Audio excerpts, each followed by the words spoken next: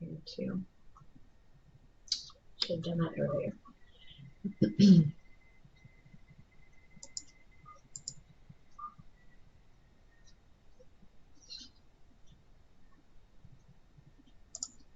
Okay, we're going to keep going until I hear from her. So I am on step 7 now, on page 177. I'll try to zoom in this a little bit again. This is a lot of paragraph writing that we're going to be typing. So having your book would definitely help with this. This is all of this orange text is what we have to type. So I'm going to type it out, and then I'm going to take screenshots of this for the people who don't have their book and post it. Get started here in a second.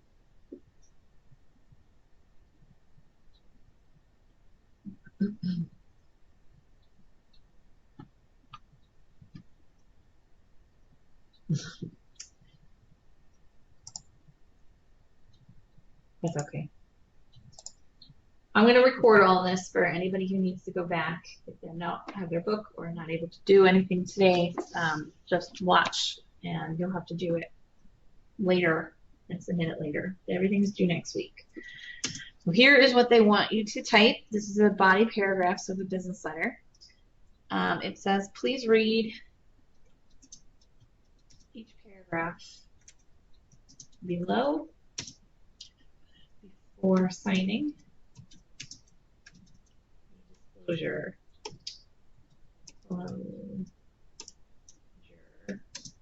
Statement documents.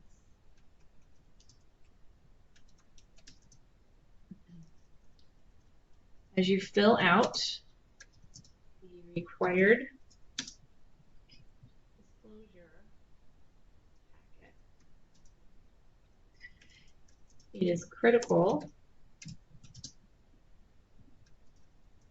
to the transmission of sale that you give as much information as possible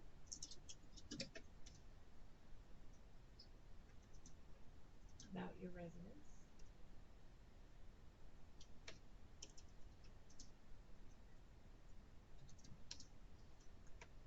no matter how small or insignificant. There's an autocorrect right there. Please use additional paper if necessary and make a notation to that fact. All right, so that's the first paragraph. Then they want us to press enter. And then the second paragraph starts. If there is information about the neighborhood or neighbors that you as a buyer want to know about, comma, be sure to reveal that information.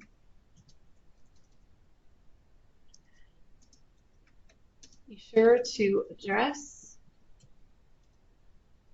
those types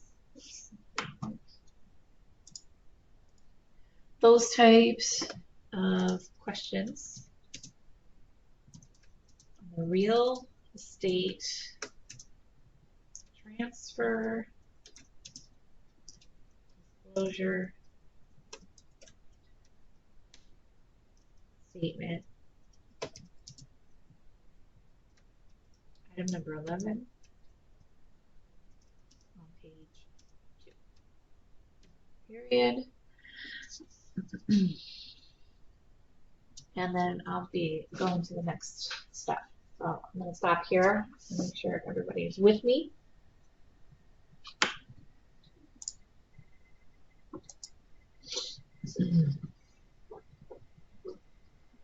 I'm going to give everybody who is working on this with me a minute to get that out. I'm still following you. I'm in the second paragraph. Okay, no problem.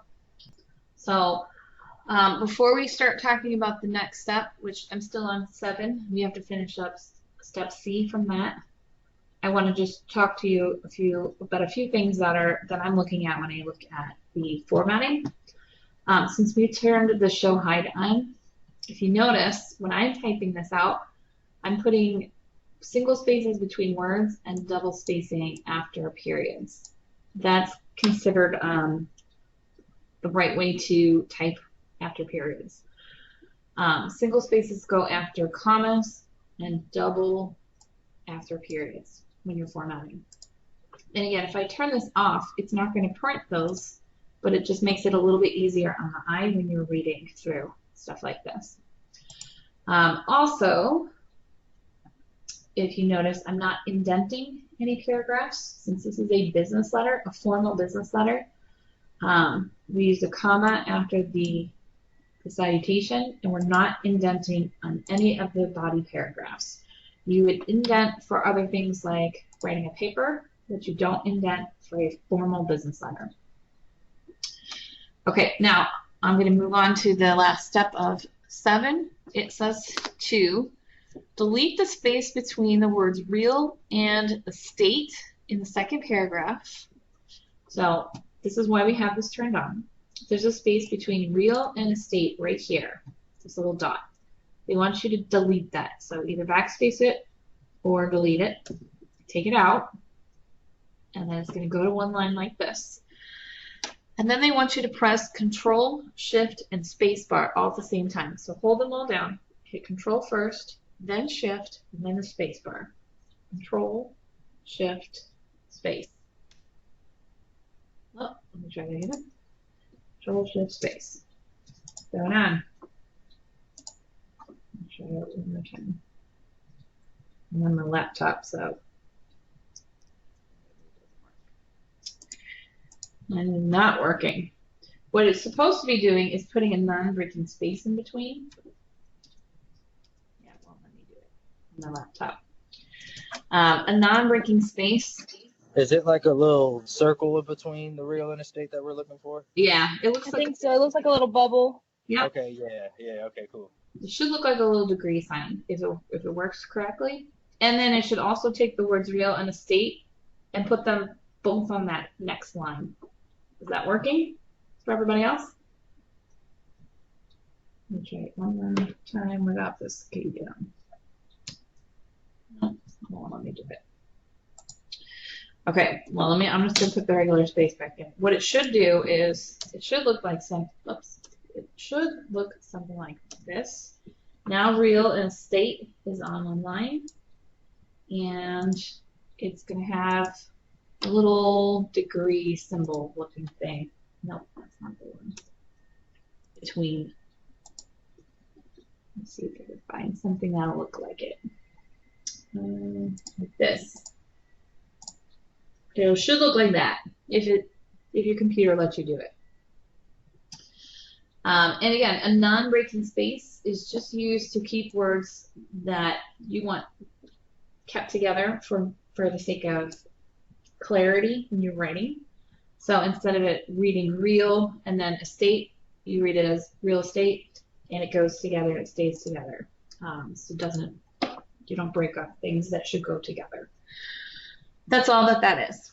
If you couldn't get it to work like mine wasn't working, it's fine. But we're just going through the practice of all of this. Okay, and now I'm moving on to step 8. We want to type the closing lines of the business letter. So with your insertion point on the blank line below the second body paragraph, so go down here and start now. We're going to type in best regards, comma, and then we're going to press enter 2 times. And then on to the next page, we're going to type in this person's name. Her name is Emma Cavalli. And if you watch me, I'm going to purposely type her name in wrong with the 1 L. just to see if my autocorrect option that I set before actually works. Shift and enter to do a line break. And it fixed it for me automatically. That's what the autocorrect options do. I had one L, it put into automatically for me. Next line is realtor, consultant. Shift, enter again. Placer Hills, real estate. And then regular enter for a paragraph break. And I'm going to pause before I do the next part too. So this is what the closing should look like so far. We're going to format this in a little bit.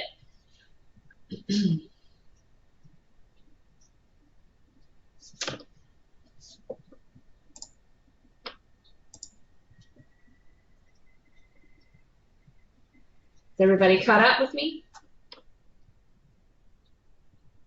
Yeah, I am. Okay. Yep, okay. If you're not, just let me know real quick and I'll stop. I am on step E of number 8. It says, type your initials in lowercase letters and then press shift and enter to insert a line break. So here's what's going to happen. We're going to type our initials, and then once we hit shift and enter, it's going to capitalize it for you. Because again, this is another autocorrect option that is already preset in Word. But when you're typing a letter for someone else, your initials are supposed to go in here in lowercase. That's proper business letter etiquette, I guess you could call it. These are not, the first letter is not supposed to be capitalized. They're both supposed to be lowercase. So if you notice when I'm hovering over this, the little blue line is showing up and then I'm getting these autocorrect options coming down. That's what it wants us to click on. It's called a smart tag. So hover over, if you capitalized it, hover over until you see the blue line and then pull your mouse down a little bit until you see the drop down arrow. Click on that, and we're gonna select to undo the automatic capitalization, and that should put it back the way it's supposed to be. So these are my initials, KW. You're gonna type in your own initials right here, and just make sure that they are both lowercase. Okay. Now on the next line, type the word enclosure.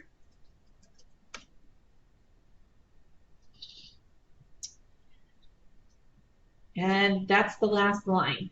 When you're typing a business letter and you're going to include other paperwork with it, you should put the line enclosure at the end underneath your initials if you're not the one that typed it.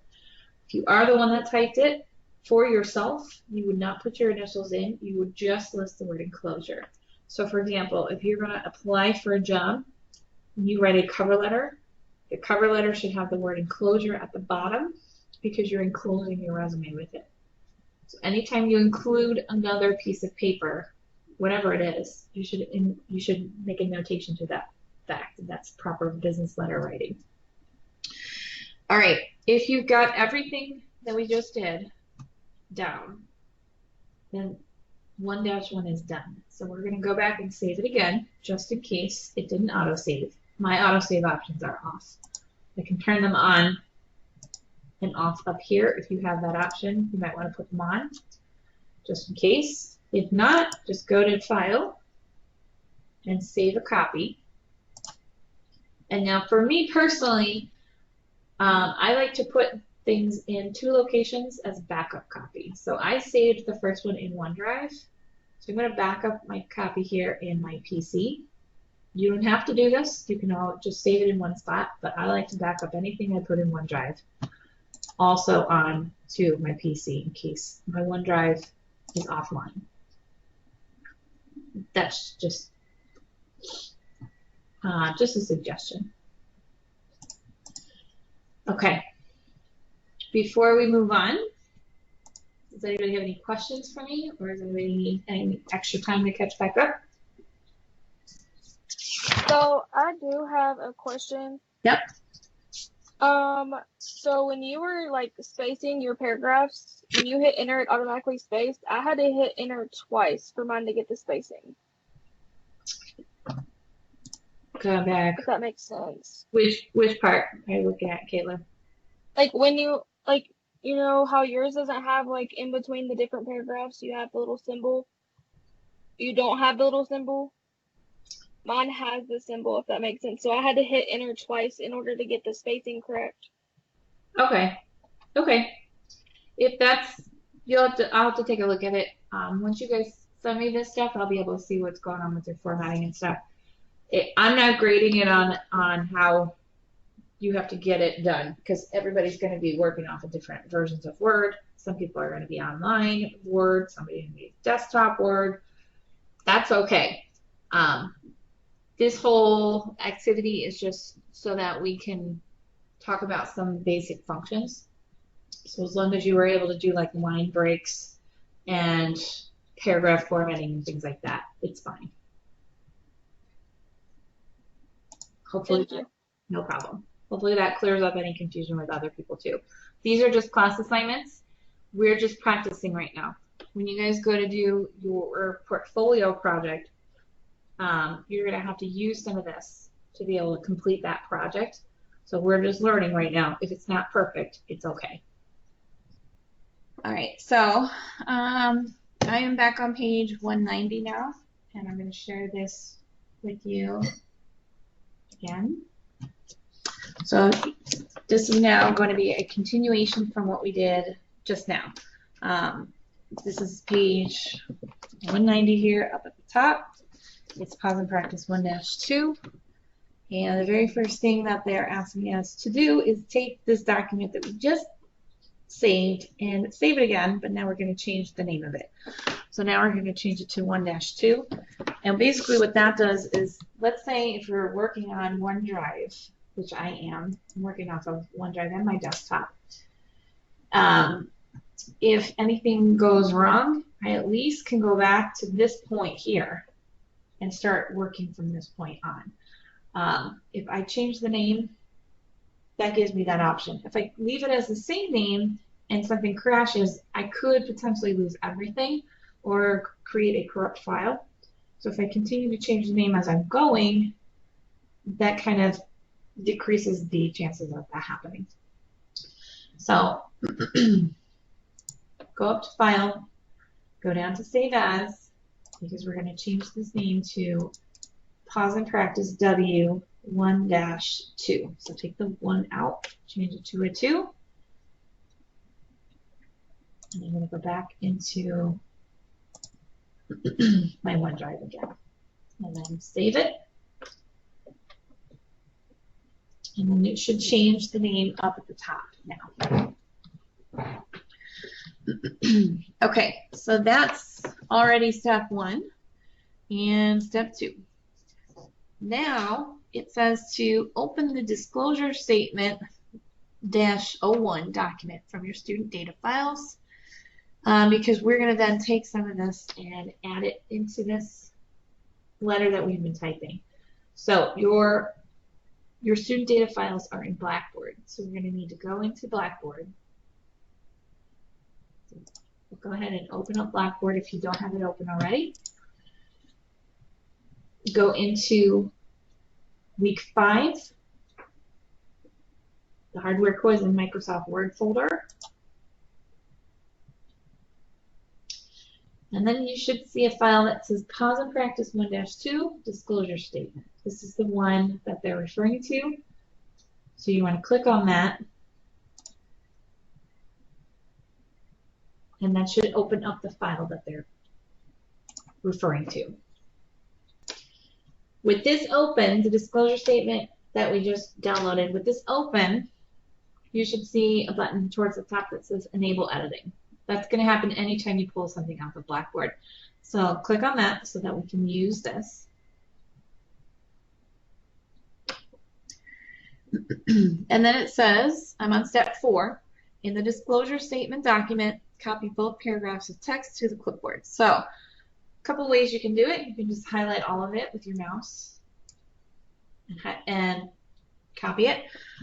Or you can press Control A. Control A is select all, A for all, and that'll highlight all of it.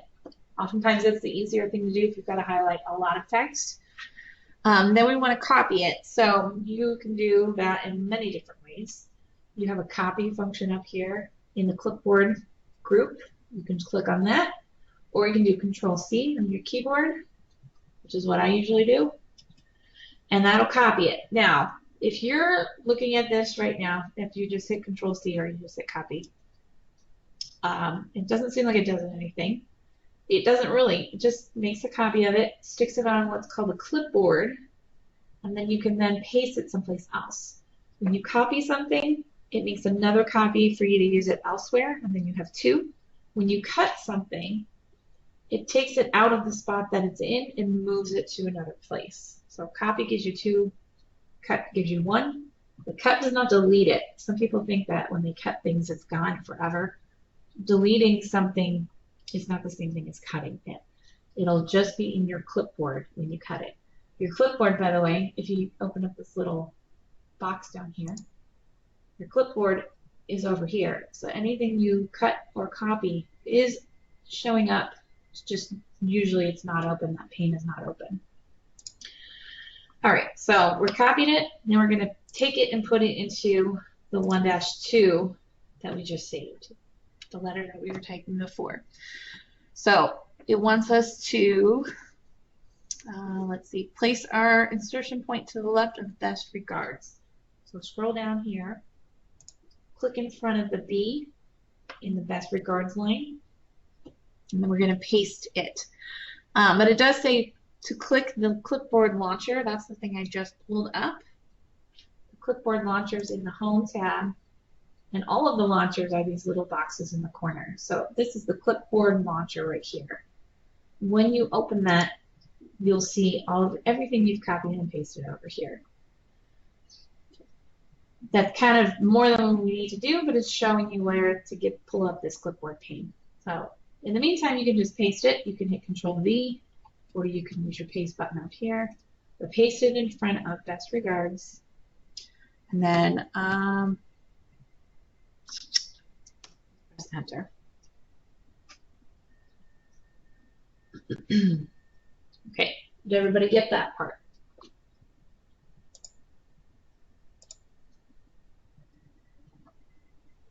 Yes. Okay, good. Okay, so I'm moving on here now. It says you can close the clipboard pane. You can just press this little X next to the pane if you want to close it. We don't need it anymore. And we're moving on to step 6. So now it says to put your insertion point in the first part of the paragraph of the letter. So we're going to scroll back up and put ourselves somewhere in the first paragraph. It doesn't say where, so that means you can put yourself anywhere in it. Then we're going to click on the Format Painter button, which is in the clipboard group here on the Home tab. Format Painter is, to me, one of the neatest things that the neatest thing that Word allows you to do, because it allows you to paint all of the formatting that you've done in one part of your document to everything else, so you don't have to redo it all. So let's say we double spaced and we made things bold and we changed the font and the color and the size all in one paragraph. When you click on Format Painter, it takes everything that you just did and it will apply it to anything else that you clicked on. So if I turn that on, it now should show up gray. It says to select the last 2 paragraphs of the body of the letter. So if you select that, in my case it doesn't do anything because it already had it in the same formatting, but let me show you a different, if I had pasted it in a different way, let me show you what it would look like. Copy it. And I'm going to paste it so that it looked like that. Okay, Now let me try it again. If I put myself in the first paragraph and turn my format painter on, and then highlight this new information that I just pasted from the disclosure statement, it'll change all the formatting to match the original letter. That's what the format painter does. When you turn it on once, you can just use it once. If you double click it, you can turn it on and it'll stay on until you turn it off.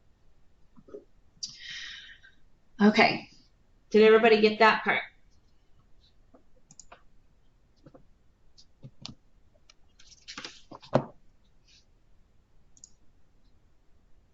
Okay, good. All right, moving on to step 7 on page 191 now. So it says to click the show hide button to display. Mine is already still on because we never closed this out. If yours is off, make sure you turn it back on so that it's gray again. And then it wants you to select the word disclosure in the first sentence of the third body paragraph. So this right here, select this word.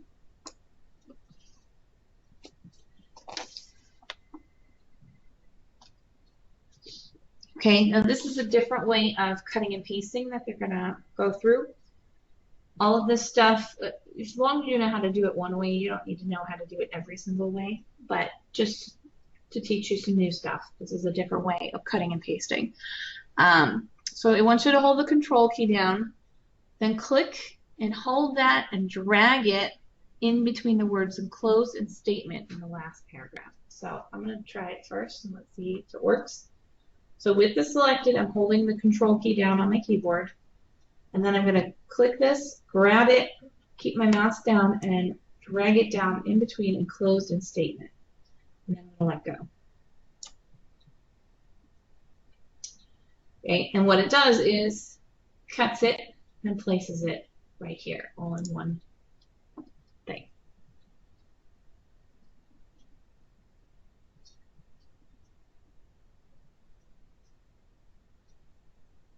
Okay, again, if you want to just copy and paste or cut and paste, that's fine too. You don't have to do it every single different way. All right, that's it for that step. Now moving on to step 8. It says select the entire third paragraph of the body of the letter where it says make note all the way down to the end. So we're going to select this whole paragraph, including the paragraph break.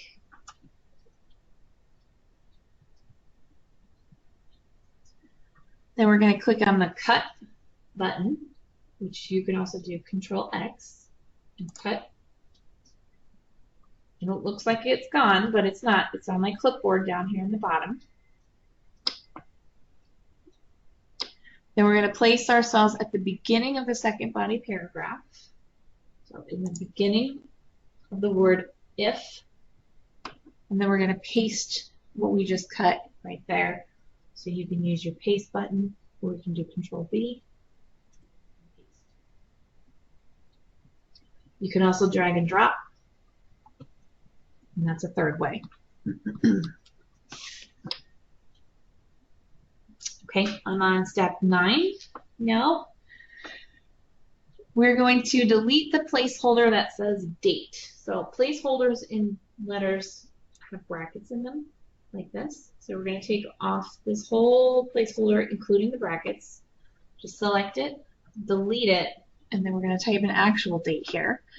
It wants you to type a date that's 1 week from today. So June, let's see, 1 week from today would be the 22nd. 22nd, comma, 2020.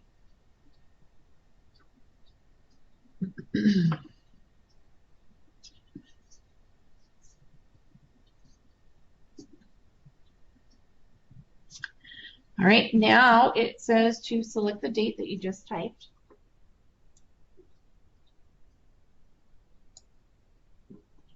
And click on the text highlight color drop-down list. So the highlighter is here in the font group. It looks like a highlighter. I want you to pull the arrow down and select the yellow. And that functions just like an actual highlighter. It's going to keep the font color the same, so that stays black. It's going to highlight the date, just like a regular highlighter would do.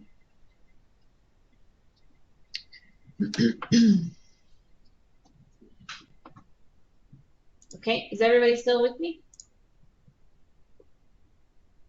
Yep. Okay, good.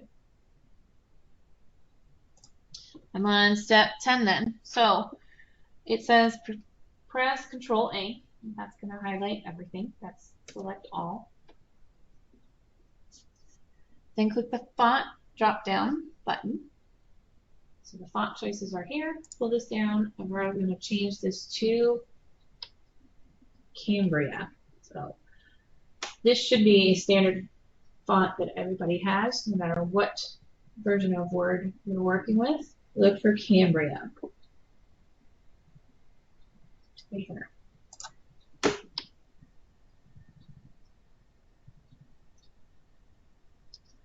With that still all selected, next change the font size, which is right next to it, to 12. So pull the arrow down and change that to 12.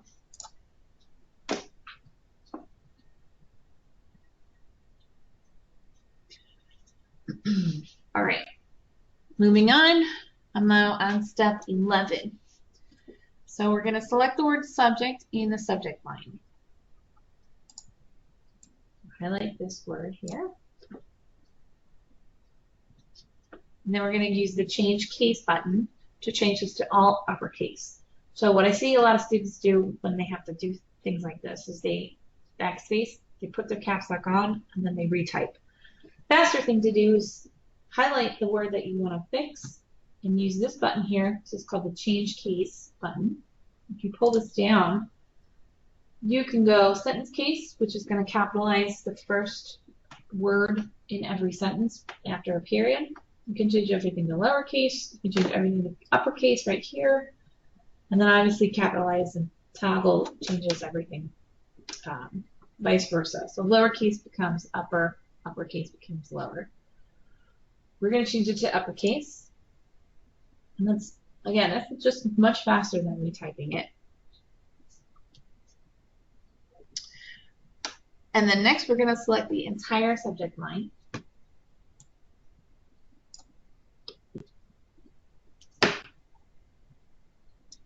And then click the font launcher. So I mentioned it before, but within each little group, there is a little square box in the bottom right corner. These are the launchers. So if they want the font launcher, you find the font group and then click the little box next to it. And then this should pop up.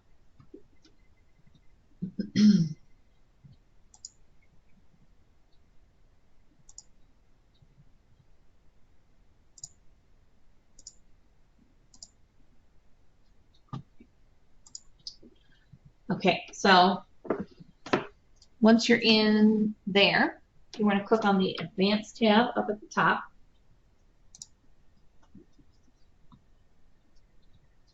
And then look for where it says character spacing. That's this first little group right here. In this section, we're going to click the spacing drop down and change it to expanded. And you'll see what happens in the preview box. It's going to just widen this out. And then in the by area next to the spacing, we're going to change it to 1.5. And again, it just spreads the line out a little bit more. If you've got that, click OK.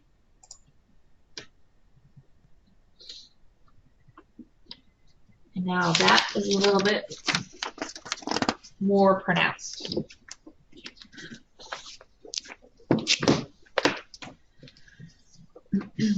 Okay, almost done with this. I'm on the next page, 192, and I'm looking at step 12 now.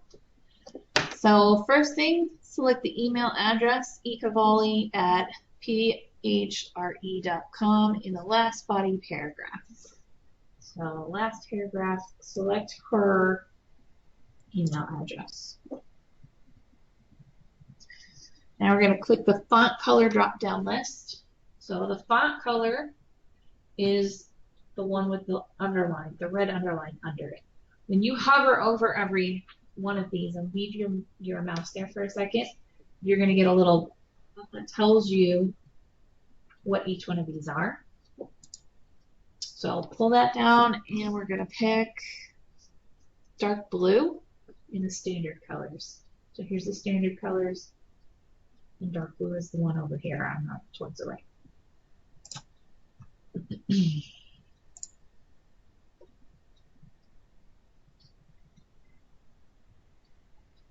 Okay. Next, click the underline button. So still with her email address highlighted, we're going to click the underline button, which is underneath the font choices.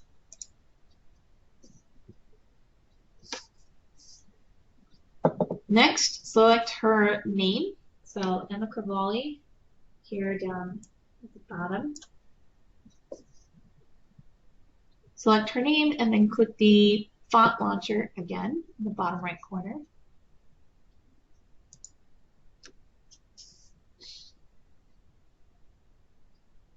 Go back to the font tab, which is this right here. And then check the small caps box. Small caps is over here towards the middle on the right hand side.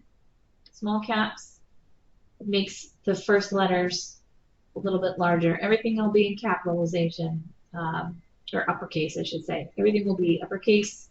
The first letters are bigger than the rest. Okay, and then click OK, and that'll close this out and change her name. Next, select the title, Realtor Consultant. Make that italic, which again is underneath the font choices. And then select the company name underneath, Placer Hills Real Estate, and make that bold. Click on the bold button. And that's it for 1-2. So if you've got all that, I know there's some spelling mistakes and all that. We're going to fix that in the next thing. If you've got all of that, go ahead and save what you've got. And you might want to back it up like I've been doing somewhere else. I've been saving in OneDrive and I back up in my PC.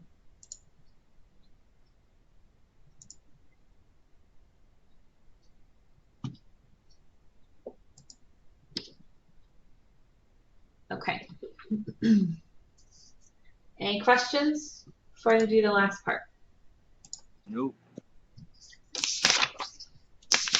Okay. So the last one is on page 202. It's 1-3. Leave the one we just were working on open.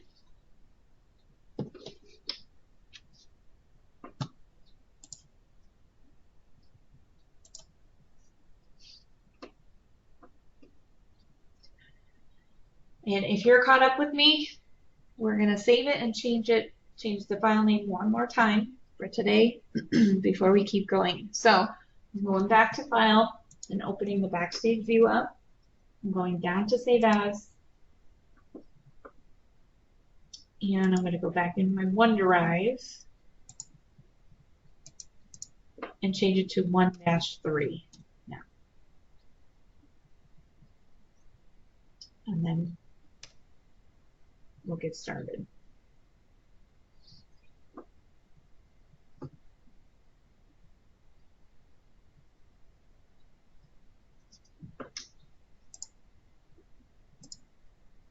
Okay, is everybody ready?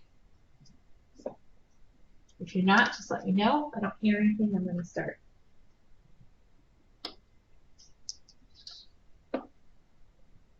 Okay. All right, so I'm already on step 3. So we're going to, let's see, press Control A and select the whole thing. Next, we're going to click on the paragraph launcher. So here's the paragraph group here. And the launcher is the box down in the bottom corner.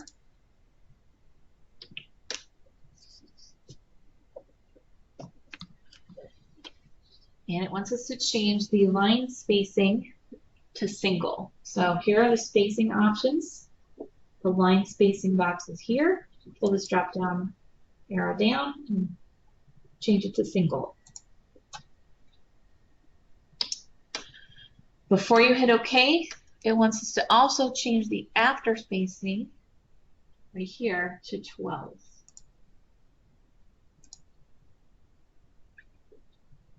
Okay, then you can click OK.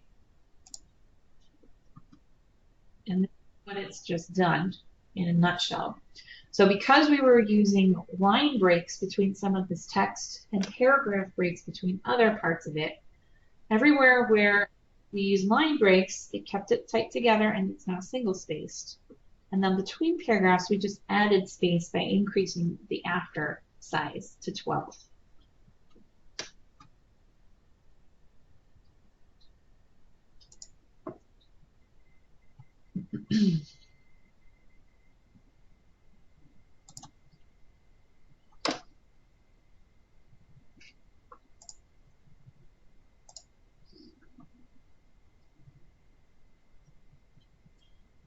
Okay, Brittany, do you need me to wait?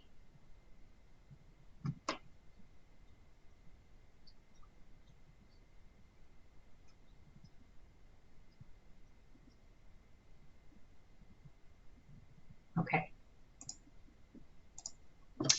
All right, so I am on step 4 now. Let's see. We're gonna select or place your insertion point in the first line, which is the date line. So you can select the line or just click in the line somewhere. Now we're going to go to the Layout tab. At the top, we've been in the Home tab this whole time. Up in the top, we're going to go to the Layout tab. And we're going to change the before spacing. So here's the spacing sections here.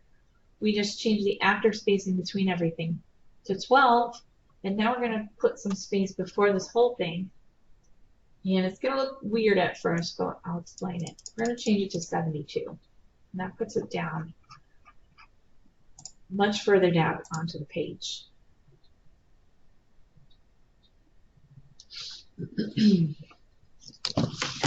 If you read in the book, it says, note that 72 point is approximately 1 inch. So from here to here, it's about 1 inch. Which is commonly used as the spacing before the date line on business letters. Does anybody know why you would start a business letter so far down?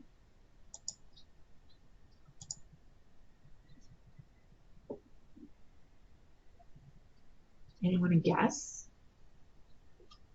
I'm guessing to give yourself some room for something.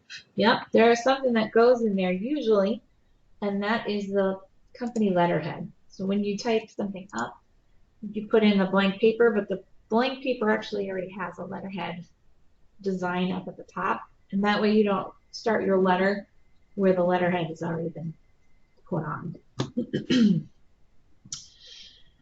Okay, now I'm on step 5. Let's see. Select or place your insertion point in the subject line. So you can select it or just click somewhere in it. And then we're going to go back to the Home tab and center it. So we've been working on the paragraph group right now between what we did before and the Layout tab. That's paragraph formatting. The alignment buttons are here on the left of the paragraph group. We're going to center it. I see some students try to center things manually by pressing the space bar or using the tab button, but it looks much better if you just center it with the functions. That's what they're designed for. So click on center, and then we're going to move on. Okay, so now it wants us to select the word reveal in the third paragraph. Reveal is right here. So highlight that.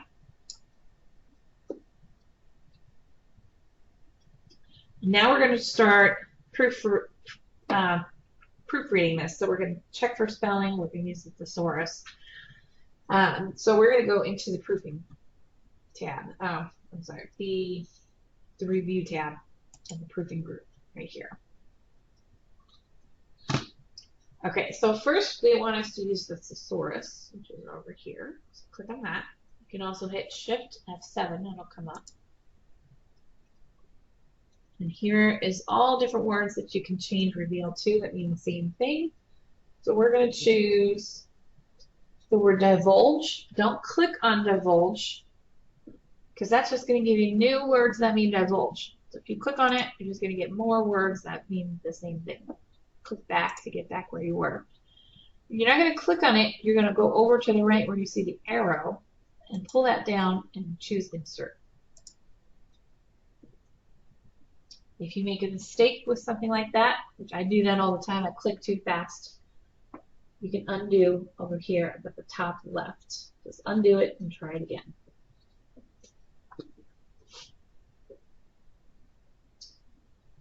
Okay, once you've got reveal changed to divulge, then you can close this thesaurus pane. And we're going to go now to, let's see, the word residence. So look for the word residence in the first paragraph. It's right here on mine.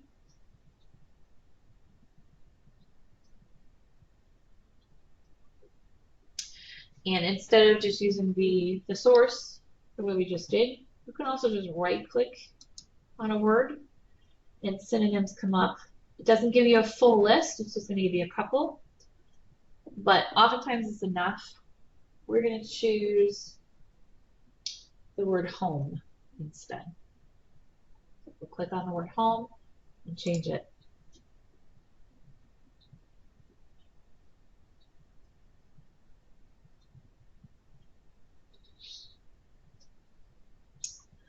Okay, the next part here, it might not work for some of you, depending on the dictionary that you have loaded.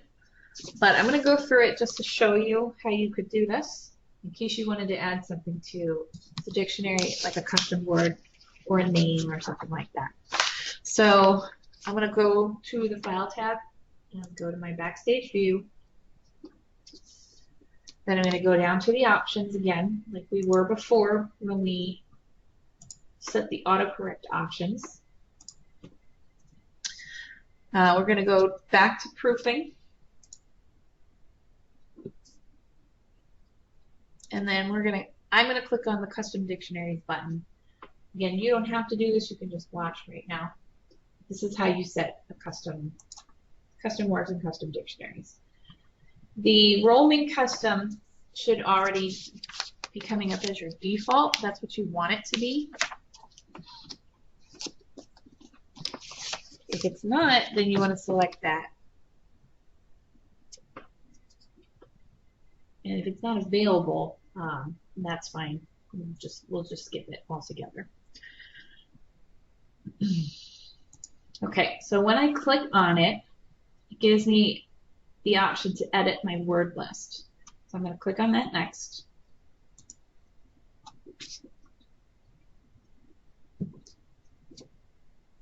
And now here is where you can add your name. So let's say you have a unique name or a unique spelling of your name and Word is constantly underlining it in red. You can add it to your custom dictionary and it will stop doing that. So I'm going to try it. My last name is not very unique, but when I type it in, it's not showing up in my dictionary, so I can add it. If it's already in there, this button won't become available. Otherwise, if it's not in there yet, you can add it this way. So I'm going to add it, and now it's in there. And that's pretty much it. Just click OK and get out of all of this. And so now, if I were to type my last name in, it's not going to underline it in red for me anymore.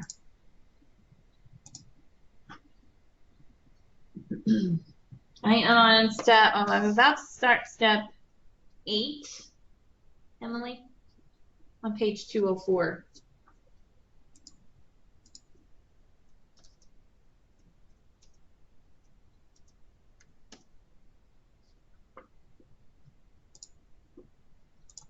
Okay, so next we're going to run the spell check. So we're going to right click the word whole house in the second paragraph. This is lined in red. Right click that. And let's see. And select whole house, the first one. We need it to be 2 words.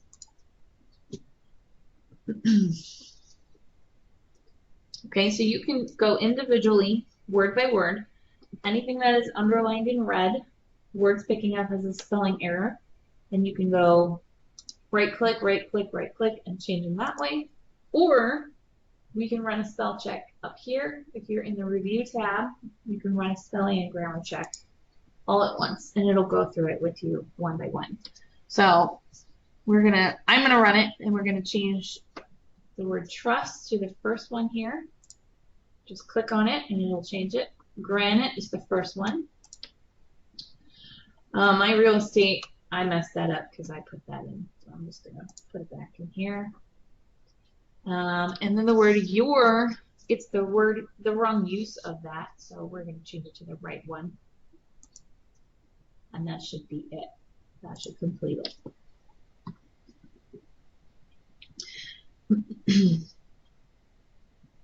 Okay. If your reference initials down at the bottom came up as a spelling error, you can just ignore that. We do want to keep it that way. We don't want to change it back to capitalization or anything like that. Okay, now I'm on step 9. Again, this is something you can just watch. You don't have to do this. This is not going to change anything. It's just showing you how you can use what's called a smart lookup. So it says to select the transfer disclosure statement in the 3rd body paragraph. Transfer disclosure statement is right here. Let's say you had no idea what that is. If you've never bought a house, you've probably never seen one of these yet. So what you can do through Word, because Word is a Microsoft product, is you can look it up without having to go into Google, type it in, and do a Google search. If you use something called Smart Lookup. So with this highlighted, if I right click, I see this little thing come up that says Smart Lookup. And all it's going to do is it's just going to run a little Bing search. Bing is Microsoft.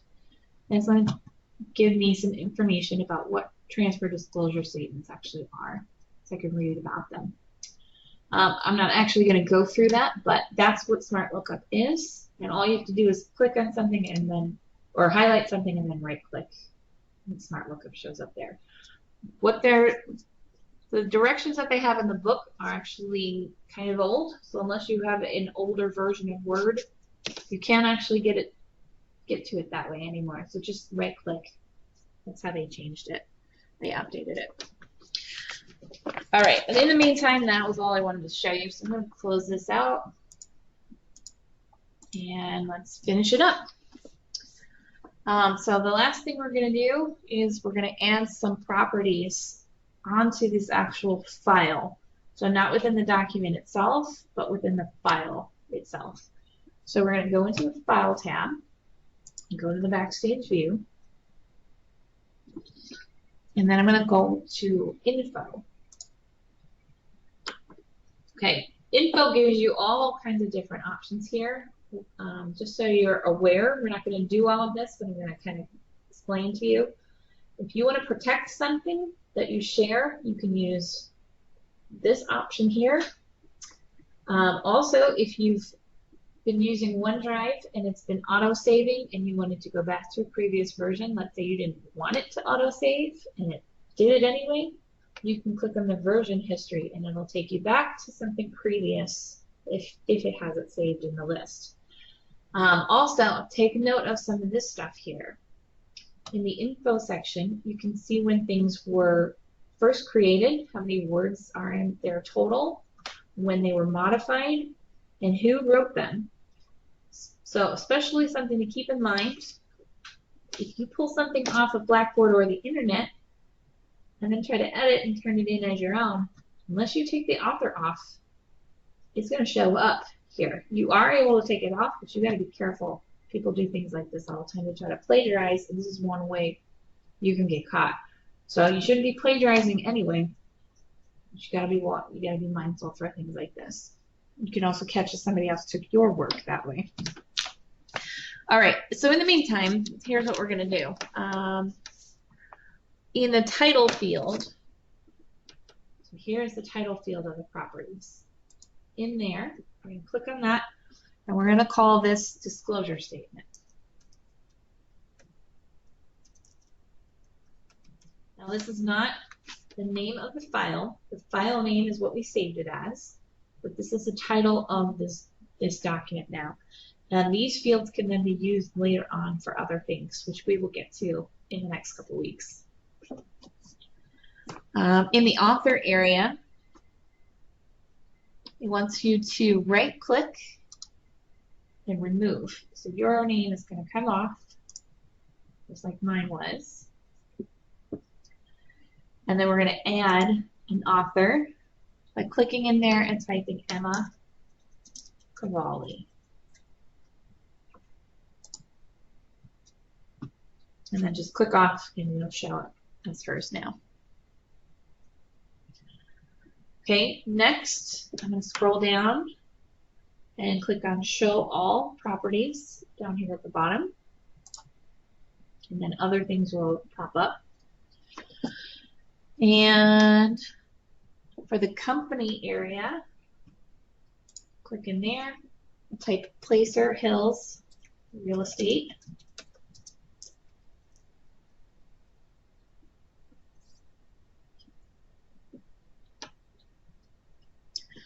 And then for the last part here, it's just showing you all of this in one spot. If you go up to the top where it says Properties and pull the arrow down, you'll see Advanced Properties. Click on that. And then everything we just added is going to show up here. We can also edit right in here as well. And that's it. There's nothing we're going to add. We've already typed it all in. This is the summary. Just click OK, come out of here, and this part is done. So we're going to save it again. I'm going to save it in my OneDrive, make sure all of the changes that I made to this get saved, and then I'm going to back it up by going back, save as, put it on my PC as a backup.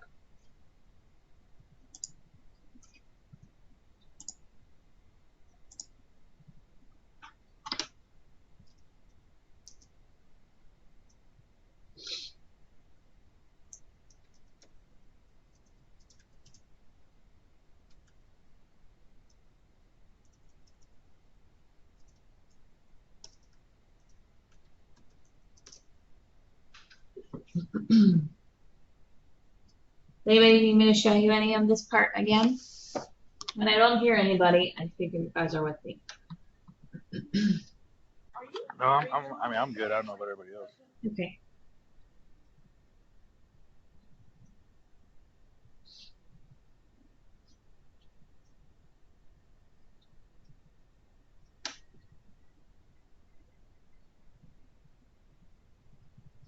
Okay, I've been recording too, so if you had to get up and walk away, all of this it is recorded.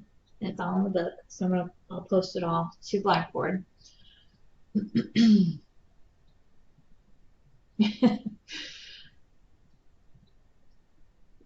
Okay, I'm gonna save mine. No problem. I'm gonna save mine here, and then I'm gonna show you how to get it uploaded. As long as everybody's good. Okay, that's fine. Everything's due next week too, so if you need to go back and fill in any of the spots, if I went too fast, you got plenty of time. This is not due by the end of class today or anything. This was just a walkthrough. All right, so let me go back in the Blackboard and show you. Once you are ready to submit it, so if you were able to do it along with me today, you can submit it right now, and then you have no homework. If you need the extra time, you have the entire week to get this done and submitted. But once it's done, you save it, go back into content, and go to the week 5 folder. And this pause and practice 1-3 link, anything that's blue, by the way, this is the Dropbox for it. So you're going to click on this, and you're only going to send me 1-3. You don't need to send me 1-1 or 1-2 unless you want to. I only need to see 1-3 because technically you couldn't have finished 1-3 unless you did 1-2 and 1-1. So I'm assuming you did them all the other ones if you send me 1-3. But here's how you're going to send it. Underneath where it says attach file, you're going to click browse my computer. And then you have to find where you saved it. So if you saved it in your OneDrive folder, you're going to look for it there. If you saved it on your PC, look for it wherever you saved it. Click on open, and you'll see the file name come up right here. And then just hit submit, and it'll send it to me. And I'll be able to see how you did. What I'm going to do as far as grading them is concerned is I'm just going to look them over and see how everybody did. If there seemed to be some math confusion about something specific, then I'll address it next week. If everybody seemed to get the general idea, then we'll keep going. Okay, and it's a class grade, so you either did it or you didn't do it. Okay, any questions for me before we stop?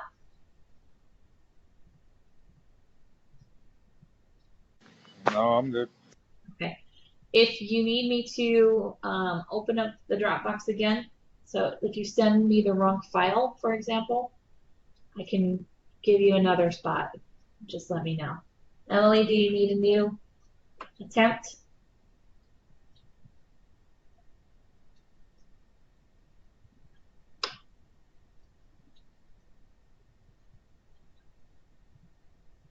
Okay. Yeah, and if the Dropbox isn't working, I'm glad you brought that up. If your Dropbox isn't working, you can't get it to upload, you can try emailing it to me as an attachment instead. That's fine too. I would rather it go to the Dropbox because it's easier for me to grade it right on the spot. If you have to email, that's okay.